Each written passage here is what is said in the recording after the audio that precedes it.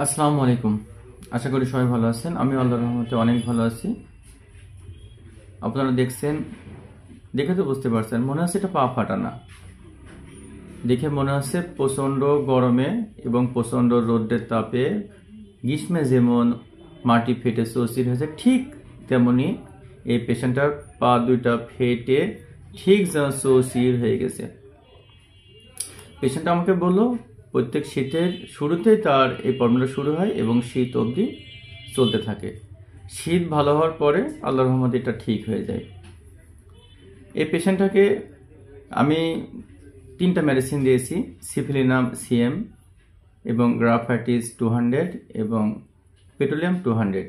Syphilinum CM 1 dose দিয়েছি আমি সকালে এমটি স্টোমাকে খেতে, এবং 1 সপ্তাহ পর থেকে গ্রাফাইটিস 200 প্রত্যেকদিন সকালে নাস্তার আগে, এবং পেট্রোলিয়াম প্রত্যেকদিন রাত্রে খাওয়ার 1 ঘন্টা আগে। ইনশাল্লাহ এভাবে সেবন করলে 2 থেকে 3 মাসের মধ্যে আল্লাহর রহমতে এই রোগটা পুরোপুরি ঠিক হয়ে যাবে।